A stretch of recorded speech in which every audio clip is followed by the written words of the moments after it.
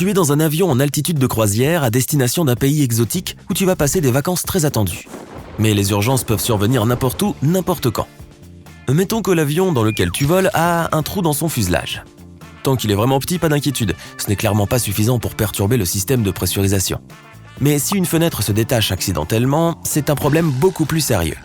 Cela va signifier une perte de pression importante qui pourrait suffire à dépressuriser toute la cabine. Cela pourrait créer assez de force pour aspirer un petit objet dans le trou, comme un bagage à main malchanceux.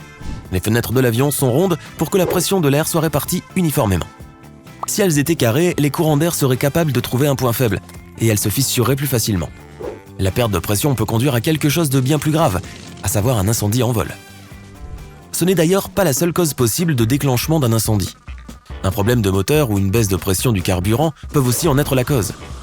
Si c'est le moteur qui prend feu, la seule chose à faire est de rester calme. Un avion peut voler assez loin, même avec un seul moteur. Aussi étonnant que cela puisse paraître, les avions modernes sont d'ailleurs conçus pour pouvoir voler sur une courte distance sans aucun moteur. S'il y a un incendie, la première chose que le pilote fera est d'essayer d'atterrir le plus vite possible. Un incendie à l'intérieur de la cabine aurait probablement l'air assez effrayant. Mais chaque avion est équipé de tout le matériel nécessaire pour le maîtriser. Les hôtesses de l'air ne sont pas seulement là pour te servir de la nourriture et des boissons. Leur mission principale est d'assurer ta sécurité, donc elles savent exactement comment gérer un incendie de cabine. Tu peux toutefois faire quelque chose pour les aider avant le vol. Faire attention à ce que tu mets dans ton bagage à main. En 2007, un avion est parti de New York. Peu après le décollage, les passagers ont remarqué de la fumée qui sortait de l'un des coffres à bagages. Le feu a démarré à cause d'un court-circuit dans une batterie au lithium. L'équipage est parvenu à maîtriser l'incendie en quelques minutes, mais ils ont décidé d'atterrir quand même, juste au cas où. Les batteries ne sont pas les seuls objets qui peuvent prendre feu. Une histoire similaire s'est produite avec le purificateur d'air d'un passager. Même les sièges et la moquette peuvent prendre feu, selon ce qui est renversé dessus. C'est pourquoi il y a beaucoup d'objets interdits en cabine. Les grandes bouteilles de liquide, ta boule magique numéro 8, les boules à neige, les bougies en gel et même parfois les semelles en gel. Et la glace carbonique.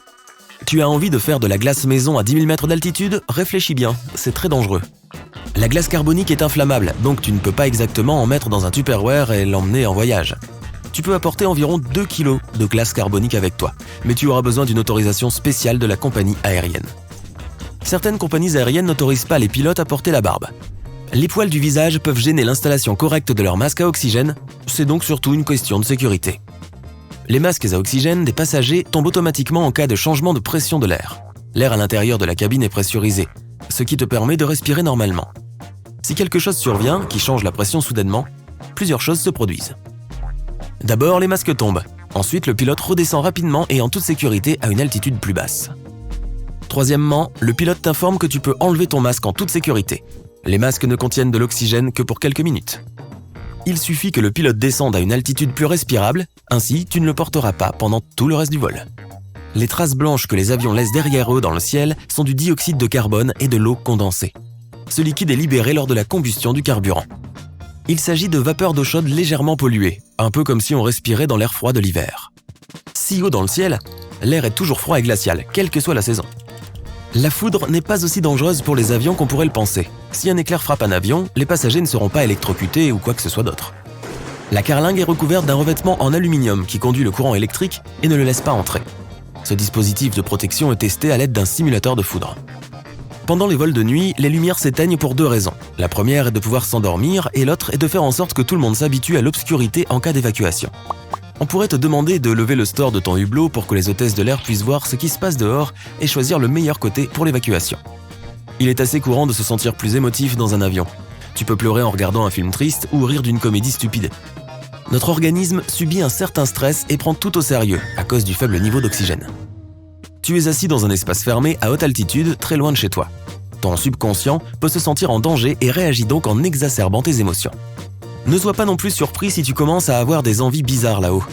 Tu as peut-être acheté une énorme barre de chocolat avant d'embarquer, mais une fois que tu es dans le ciel, tu commences soudainement à avoir envie de poulet frit. Heureusement qu'ils servent souvent du poulet. Tu es plutôt poisson? Que ce soit dans le ciel ou au sol, les envies de nourriture sont généralement un signe que tu as soif, alors demande juste un verre d'eau. De nombreux passagers ont des maux de tête pendant le vol, surtout après le décollage. Ne t'inquiète pas, c'est normal, tu vas monter à une altitude plus élevée que le reste en seulement 10 minutes. L'air là-haut est extrêmement raréfié, ce qui signifie que moins d'oxygène parvient au cerveau. Tu veux te sentir mieux? Mâche du chewing-gum ou des bonbons mous. Un autre effet que tu pourrais remarquer pendant un vol est la sécheresse. Tes mains et ton visage peuvent être un peu secs et c'est normal. C'est à cause de tout cet air sec dans lequel tu es assis.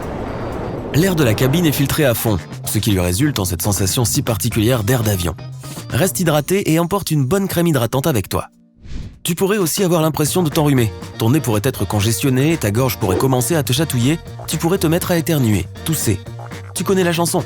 Souviens-toi que tout le monde ressent ces symptômes, alors ne t'inquiète pas. C'est encore cet air sec, il assèche ton nez et ta gorge, te donnant l'impression d'avoir un rhume qui arrive. Tu te sentiras beaucoup mieux une fois que tu auras atterri et que tu seras descendu de l'avion. Plus la pression de l'air est basse, plus les gaz se dilatent. Cette loi s'applique aussi à l'intérieur de ton estomac et de tes intestins. Ah oui, un vol en avion peut entraîner de sérieuses flatulences. Mais la bonne nouvelle, c'est que tous les avions ont des toilettes.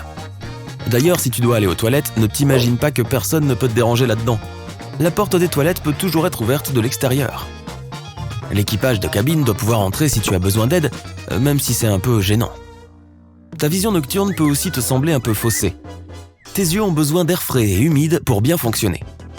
Tes cornées sont la seule partie de ton corps qui n'a pas son propre approvisionnement en sang. Elles reçoivent leur oxygène directement de l'air. L'air sec et pauvre en oxygène des avions n'est pas bon pour les yeux. En même temps que ton paquet de chewing-gum, n'oublie pas de mettre des gouttes pour les yeux dans ton sac de cabine. La vision réduite est aussi la raison pour laquelle l'équipage tamise les lumières et te demande d'ouvrir le store de ton hublot pendant les décollages et les atterrissages de nuit. En cas d'urgence, les yeux doivent être adaptés à la pénombre et à l'air sec. Bon, l'avion a décollé, tout se passe bien. Et maintenant, tu dois rester assis au même endroit pendant des heures, sans bouger. Mais ton corps se sent fatigué, comme s'il avait fait une longue course. Encore une fois, c'est le manque d'oxygène. Tes jambes pourraient même s'engourdir. Essaie de te lever et de te déplacer dans la cabine aussi souvent que tu le peux. Tu dois faire pomper ton sang. Si tu ne peux pas marcher, essaie de t'étirer et de te masser les jambes sur ton siège. Certaines personnes disent que le fait de serrer et de relâcher les doigts et les orteils aide le sang à mieux circuler. Les bas de contention aident aussi beaucoup.